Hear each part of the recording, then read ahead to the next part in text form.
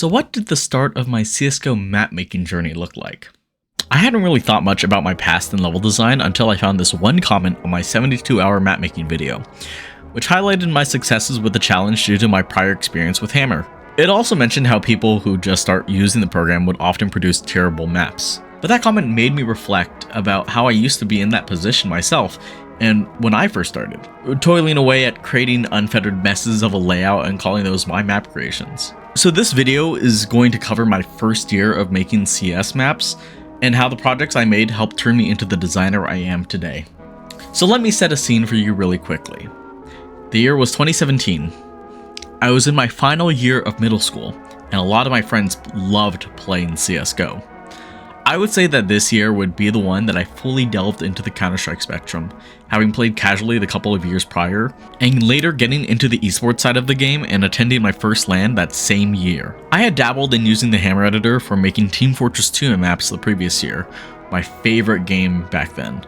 Though I found those to be too difficult to balance around 9 classes, as well as not having easily accessible means to play the maps with others. So I jumped ship to CSGO instead, knowing that whatever map I made, I can get my friends to try them out. The first map in my CS mapmaking journey I set in Paris, with part of the map set in the Catacombs, hence the map's name. I remember the first day I was working on the map, I had forgotten to save my progress before my hammer crashed, so I lost all the progress and rebuilt the layout from scratch. Loading into the first version of the map, you could tell I was only thinking of the layout from a top-down perspective. Walls barely tall enough for the player, and the only thing towering within the map was the church I had designed for A site. The supposed underground portion leading to B site was completely open at the top, though elevation changes were incorporated into the design. Though it was very much a work in progress, there were glaring issues across the layout, such as the long position having an egregious sightline from CT, or there only being one accessible route into A site. I also included this weird cubby position right by B site. Changes came quickly to the layout, with me having changed some of the routes leading towards A site, playing around with the map's elevation, and adding supportive catwalks to enter the church's... Oh yeah.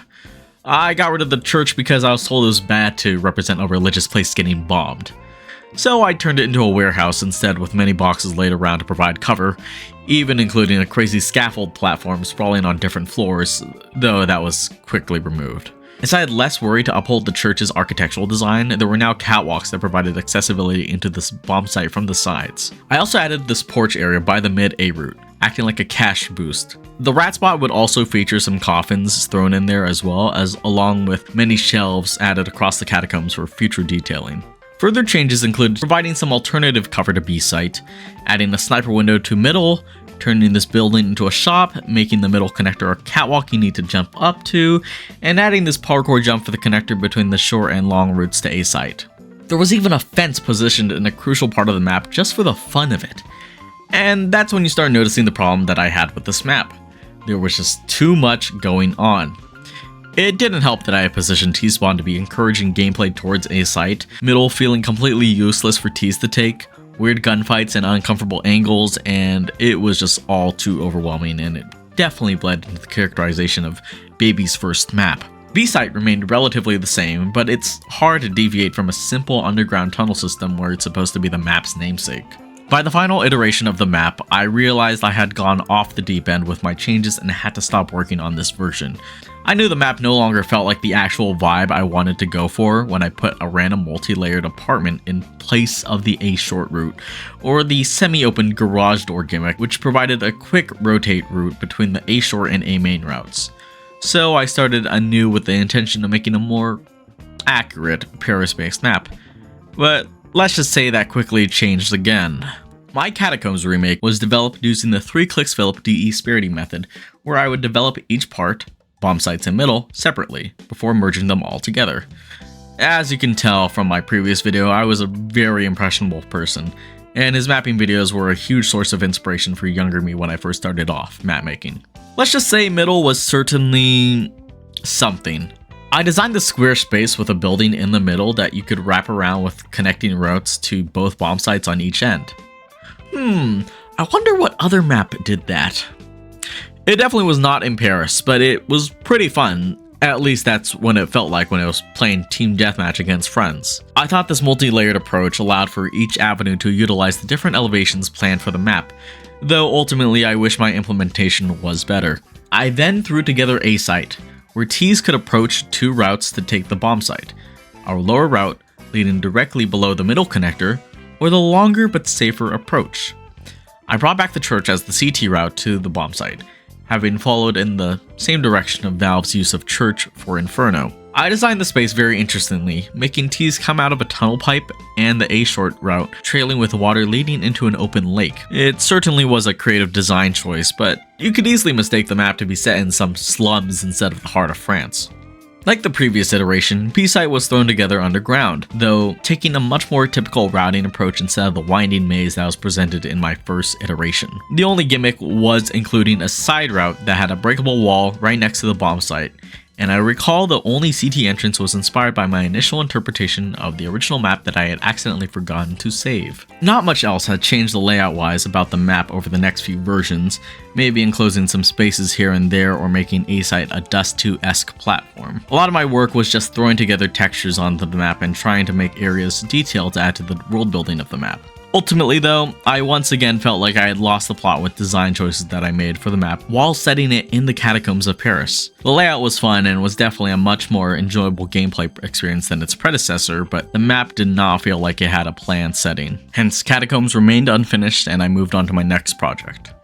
I decided to take my hand at making a hostage map, and what better way than to take inspiration from a real-life location. Thus, Residential was created, a multi-floor hostage map based on a local building downtown that I had my middle school graduation at. I used my faint memory of the experience and layout within the building to design the map, adding a flair of creative liberties to make the level entertaining. There was an extremely open space outside of the building with extreme sightlines, a garbage disposal path you could take drop down to the garage, a back alley route that allowed you to climb through a broken window to the upper part of the layout, and tons of accessible doors. Given the nature of the map already being unserious due to its game mode and the rest of the theme fitting in with the residential complex, I think my only gripe with the map was the scale of the whole building and the playable space, hence why I left the level in its extremely unfinished state.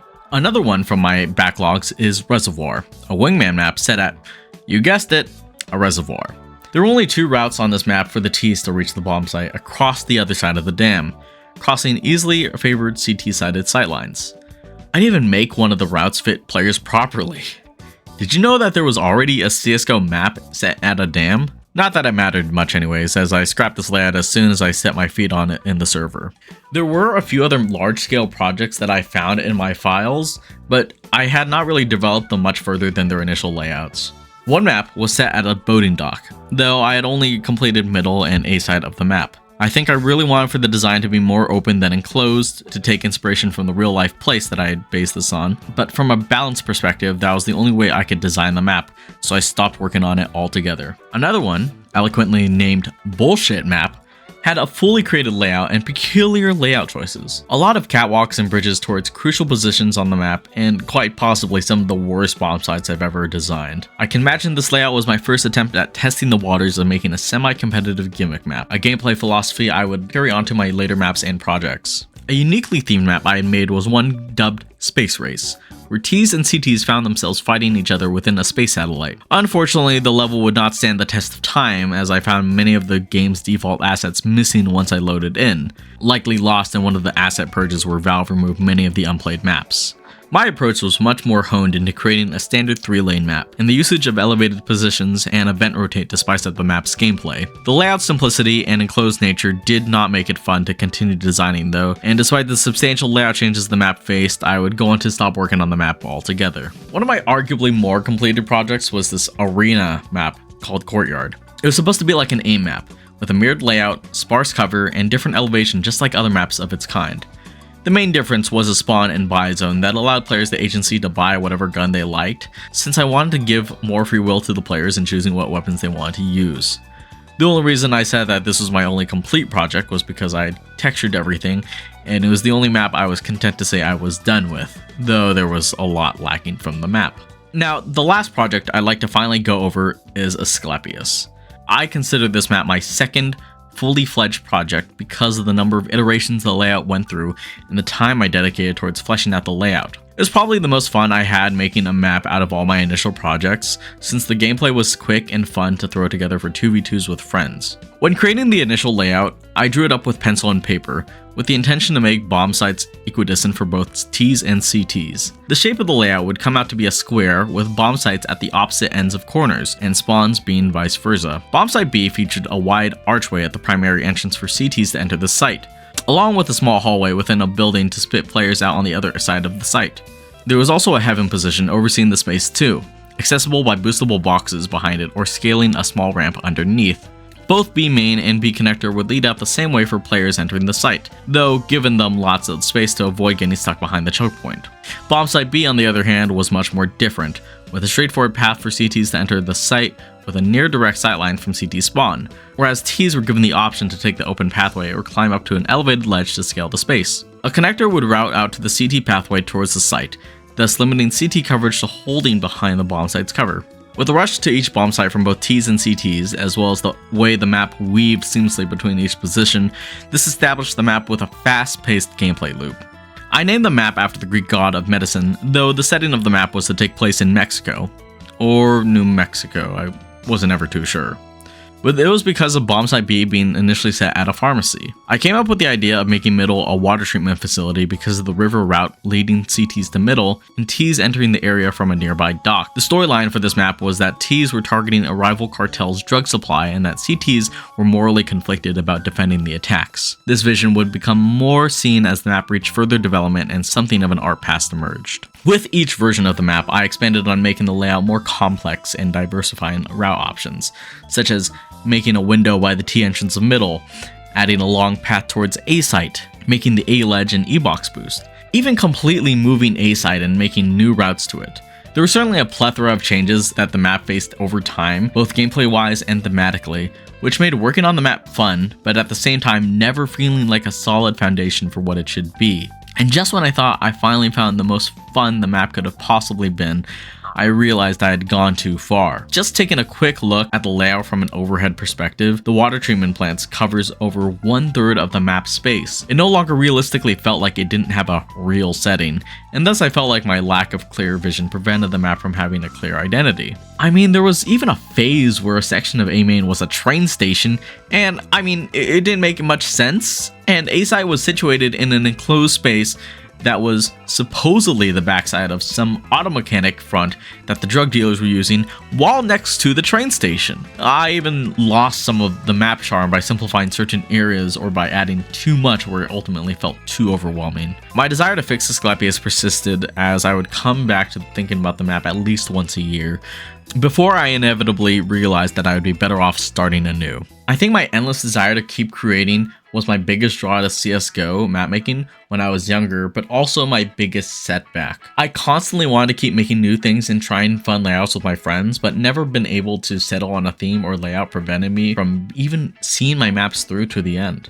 Even though this problem persisted up for a very long time, up until very recently, I was able to challenge my learning with Hammer over my first year of using the program, and it allowed me to make better educated decisions with each map I released. With the 2 versions of Catacombs, I was able to hone into the thought process of making a CS map, along with being cautious about adding too much. My smaller projects like Residential, Reservoir, and the other unfinished layouts were showcases of me attempting to push the envelope against the norms of CS mapping standards, albeit to a lack of success. Asclepius taught me about maintaining a balance between the layout and the theme, and keeping committed to a vision. Surprisingly though, a few of my maps would actually live beyond their initial creations and have found new life in different ways. I ended up making a successor map in CSGO called Catacombs 2 a few years after the initial 2 maps, and though it's not initially the same setting or layout, I feel like a lot of my design choices honored what came before it, but with a much more cohesive layout concept and theming into the entire map. With my intentions to remake Asclepius in CS2,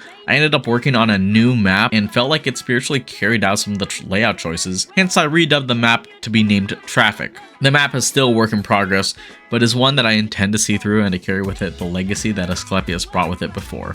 And so that's primarily the history of my first year mapping in Counterstrike. I hope that if you are starting off, I hope you don't feel discouraged in what you make and improve your capabilities as a map maker, even though you're taking your first steps. But if you're proud about what you make, why let that stop you? If you would like, you could try out Traffic on the Steam Workshop right now. It is still heavily work in progress, and a lot of it has not been implemented just yet, but you can try out what I've got so far and give me feedback for what you think on the map. If you'd also like to hear more about my entire CS mapmaking journey throughout the rest of my years, feel free to comment, like, and subscribe to my channel. Any support helps. Much love. I want to thank everyone for the 500 subscribers. It's a big milestone that I've finally passed over 10 years, I guess I could say. But just let me know down in the comments below, and I'm happy to share with everyone my journey that I took mapping in CS in general. You can also follow me on my Twitter account, linked down below as well, along with my Twitch account, where I've actually been streaming my map making process for a new project that I've been working on for the Map Inc. Lenmo 5v5 mapping contest. Thank you so much for watching till the end. I'm AlpherOwl, and have a good one.